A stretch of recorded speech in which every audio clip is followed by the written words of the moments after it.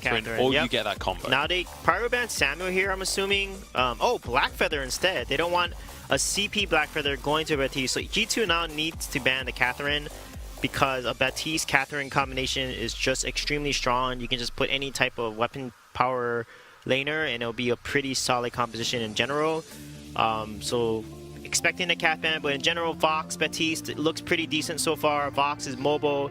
As long as Vox plays aggressive and rushes the Baptiste, they may do pretty well. I think now with Catherine banned here, SK will probably secure the Lyra or the Arden. Yep, Lyra will be picked.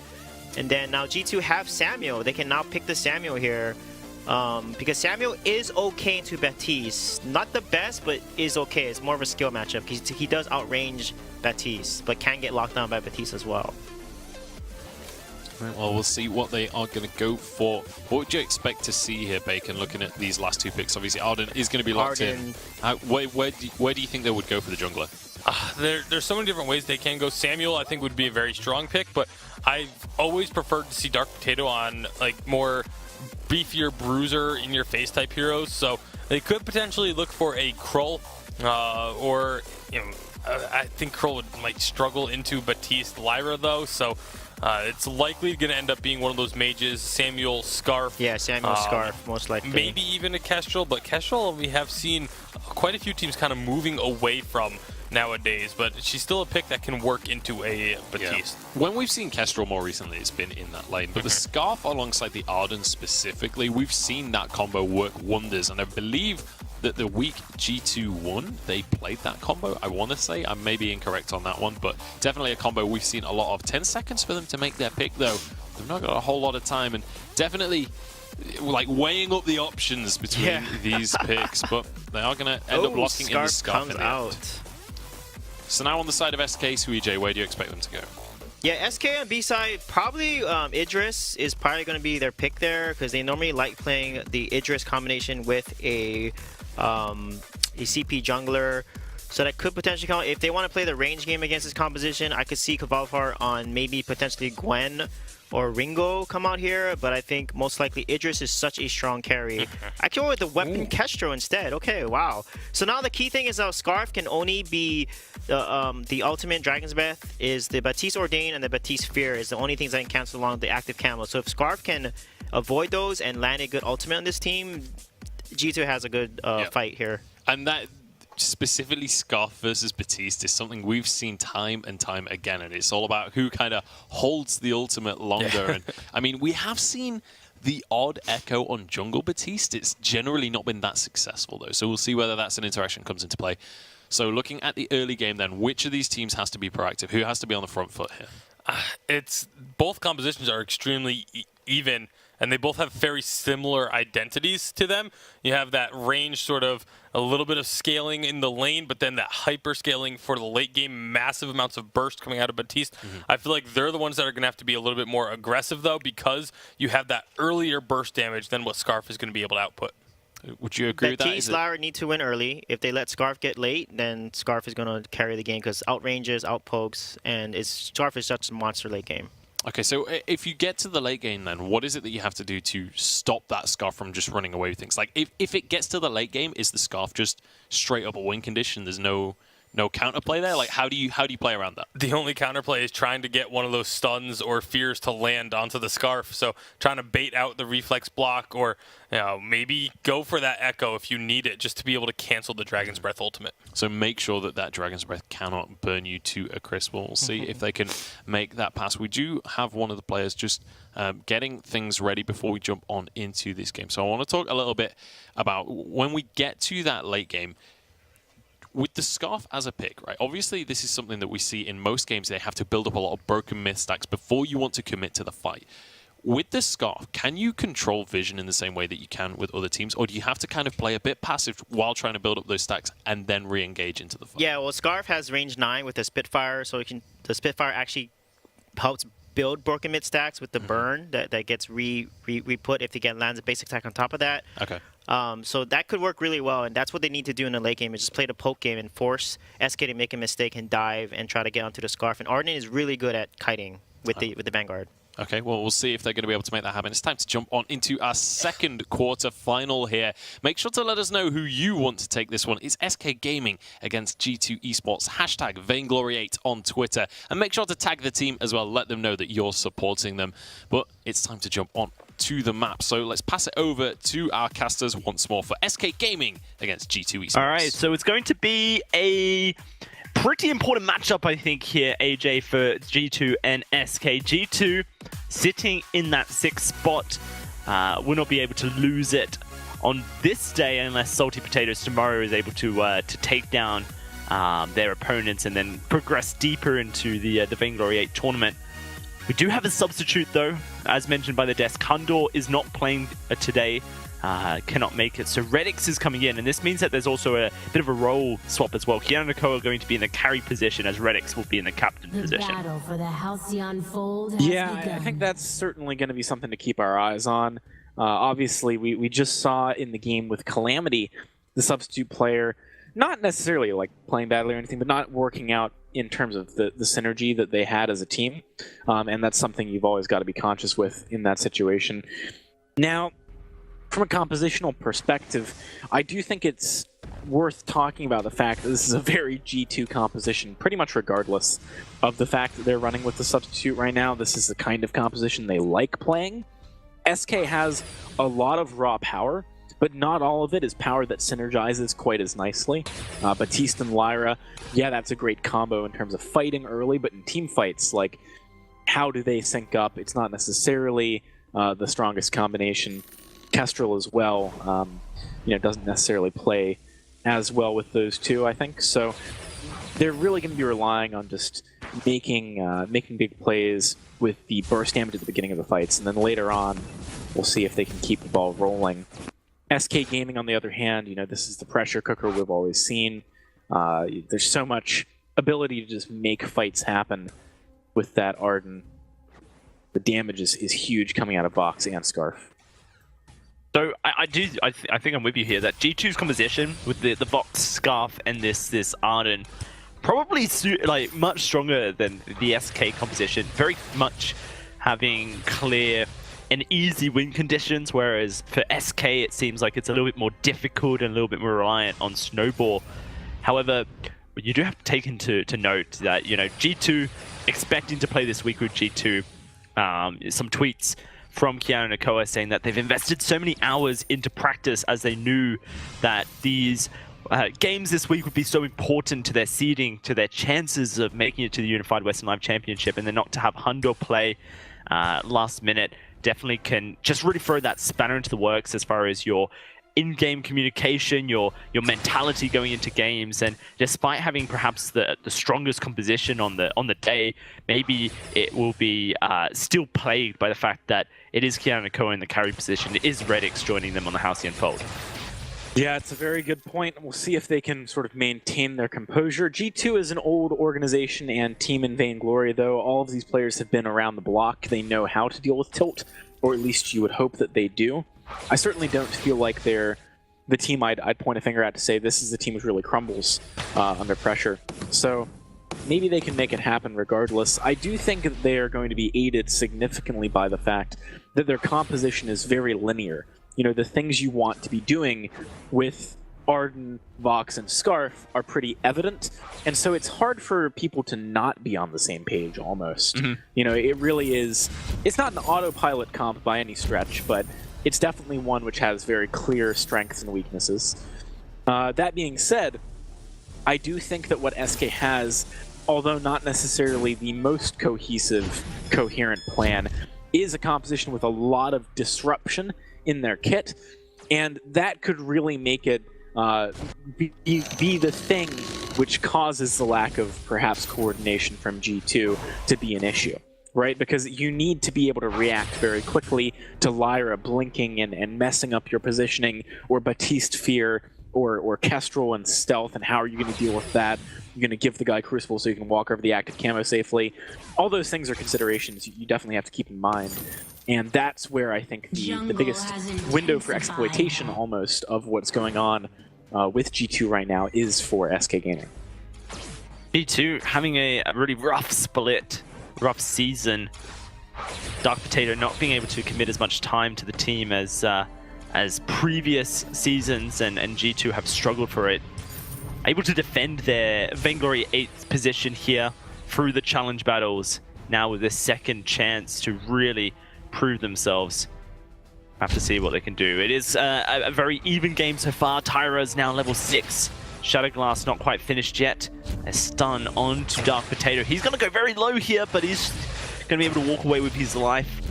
Yeah, Nakoa getting poked under the turret, the range advantage right now for SK Everton, as Dark Potato cannot really participate in these fights. There's no real healing on the side of G2 until Fountain is completed, and Redix is sitting about 100 gold away from that, so not going to be something he can deal with. Tyra's just executing on the fact that no one can really contest them. Redix going very deep in the lane. Cavalifar is baiting the bait. That's going to be a ordained on to Kiana Nakoa, however, and so Redix will be able to walk away. The poke is going to be there still. It is going to be Raph just continuously healing up his team whilst G2 is forced to take it all into the face.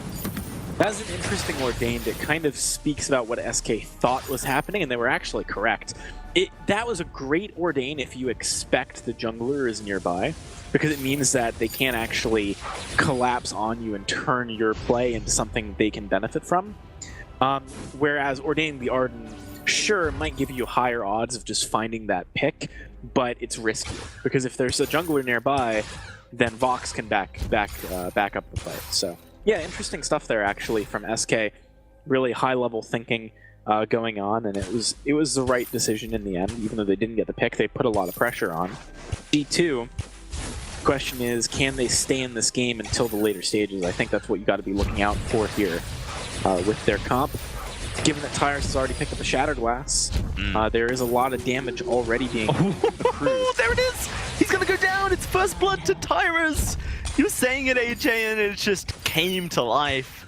The burst on this Batiste, and now this turret under fire as well. I don't think SK are going to give up their harass onto it. The minion wave does get taken out very quickly with this Scarf, but they just have so much poke and siege available to them that they can look to keep it up. These Spitfires keep connecting onto Cavalifar. Could be an argument to give up, though. I mean, at the moment, the Wrath has so much sustain in the early game. The base heal on Imperial Sigil is pretty huge. Cavalifar is doing a great job of landing poke, by the way. Something absolutely critical about the Kestrel play in this kind of comp. She's the one with the longer range poke damage compared to Batiste, so she needs to set up for the plays. You know, she needs to be able to have them already weakened, so if they commit, you know, opportunistically, Batiste can find the kills, or they can make space to push the turrets and make it safe for Batiste to go close enough to land the bad mojos. It's very important that your Kestrel's doing work. Oh! One shot, and it's Tyra's finding the kill as well. That is beautiful stuff coming out of SK. They are just going to take down Kiana Nakoa again. Really putting the pressure onto Kiana Nakoa as he is out of position. Can really just start the snowball mentality in the favor of SK. Now looking to try and get this turret as well. Need to push these minions in, but Scarf is clearing the wave up nicely. I don't think the heal does actually affect the minions. Raph, though, will be able to get in range. Can they get the turret on this push? No, they cannot, and they put that Ordain down to stop Kiana Nakoa chasing on forward. A Gauntlet will catch up Wrath. Cavalifar, though, stuck in it. Good Fear provides some space. Cavalifar laying down the damage. Dragon's Breath, though, going to come out of Dark Potato trying to find the kill, but Fountain keeps everyone healthy on SK. And oh, the burst coming out of SK as well. Almost finding the kill onto the Scarf. One shot's up in 3 seconds. Does he have enough energy to actually pop it? He does. Not going to go for the execute, though. Everyone's healed up a little bit too much for that. Yeah, interesting series of events there. Both teams playing on a knife's edge to be able to actually get out of there without going down. Impressive stuff either way. Redix got to be careful, though. Tyrus doesn't have a ton of energy. That turret is literally 1 HP there. Maybe 2. Maybe 2. If you sneezed whilst backporting, I think it would go down. Yeah, I like the fact that G2 didn't really mess with trying to keep that one alive. Was never going to be worth it or work. I would have liked to see them actually just back away immediately to the jungle for the farm instead of delaying a little bit there. SK, they do get a gold mine as well off that turret push, so they get a ton from that. it was a very long series of events, but it is important to be able to break it down, I think, holistically. And what you need to realize is that by G2 making that initiation in the lane, they actually gave up that turret, and they actually gave up that gold mine. They picked a fight they couldn't afford to, put simply.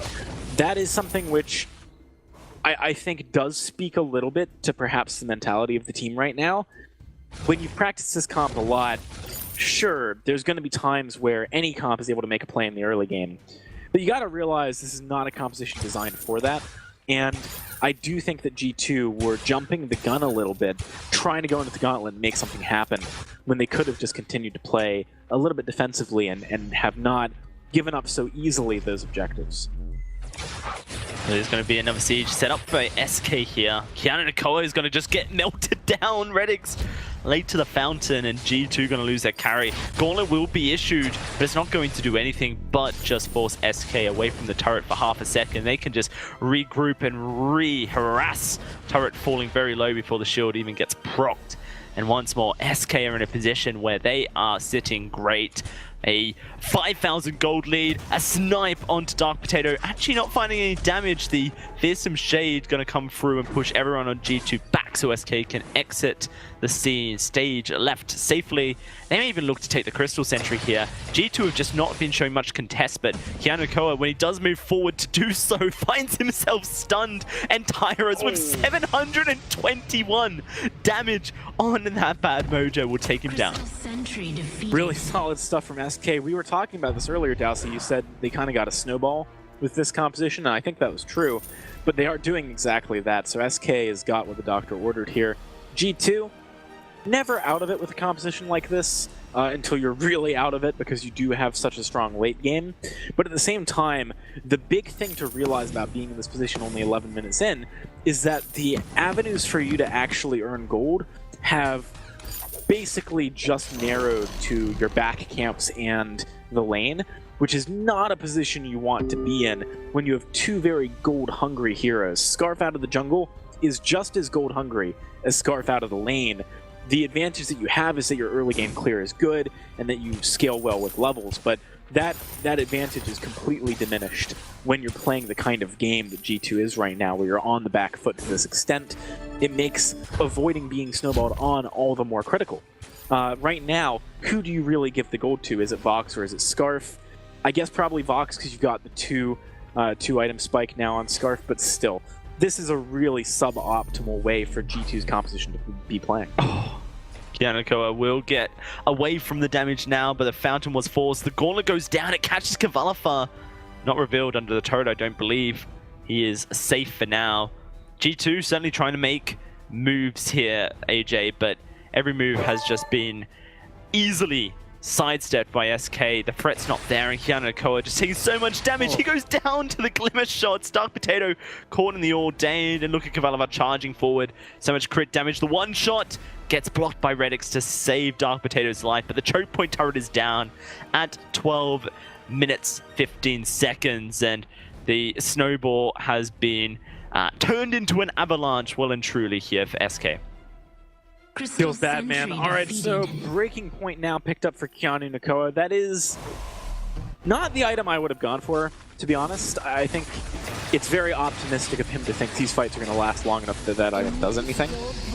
We've been seeing pretty consistently him burst down by glimmer shots before he even does a single point of damage, so I don't know. I might have gone for more defensive itemization and just kind of relied on the combination of the fact that you have two damage sources and they're diversified. You know, weapon and crystal means that you don't have to tunnel on just building damage, because if you go more defensive, both of you combined can do enough damage to take someone down. That's one way of looking at it, at least. I mean, there's another argument to be made that, you know, maybe just catching someone out of position and killing them with two very high damage threats is also pretty good. But I think based on the way this game is playing, it's not what I would stake my hopes on for G2. SK Gaming has a lot of ways of just making these longer fights work for them too. I mean, Tyrus and Raph both have a good deal of sustain. Keanu Nakoa and Dark Potato getting melted here. G2 struggling to keep their lives about the minion candy, going to allow for this push by SK to be extended. Oh, and a great stun onto Redix with the Ordained, stops the gauntlet. One shot onto Kiana Nakoa. It's all falling apart for the former European champions here. And unfortunately, it doesn't seem like there's much they can do. Unfortunate circumstances for sure, but circumstances that cost you game series, and SK will happily find some revenge towards G2 after what G2 did to them last season around this time as well. Just one more turret before that Vein Crystal is opened, and SK just patiently waiting for their opportunity. Yeah, I think the biggest thing to take away from this game, and hopefully this is something that G2 can take away from the game and think about heading into the next one, is that they did do this to themselves in a large way. They gave up leads in the early game by plays that they were creating that didn't need to happen. I want to see them play to their win conditions in game number 2 a little bit better. I'm speaking about this as if it's a foregone conclusion, because it almost is. There is a possibility that there's a comeback, but it's definitely going to be very tough for G2 to do that. Well, there's the engage. Kiana Nakoa will get melted. That's Redix now going to be taken out as well. And only Dark Potato left remaining, and the Ordained will trap him into a one-shot, into a double kill for Tyrus. There's the ace coming through, and the conclusion has been gone. I'm not sure that's how you say it, AJ, but regardless, it is just going to be SK taking down the base and finding game 1 of this series. Unfortunately for G2, they are going to have to play the next game much more confidently in a tough situation. Head high going into game 2 is much needed. Yeah, I'd like to see G2 just buckle down. You know, don't get overly tilted by this game. I think it was their mistake that caused it to snowball so hard. But at the same time, you know, SK, really strong stuff to actually capitalize on that as effectively as they did. You know, G2, composition-wise, had what they needed as well. So maybe, you know, just pick the same thing and play better in game 2. That's a possibility for G2 as well.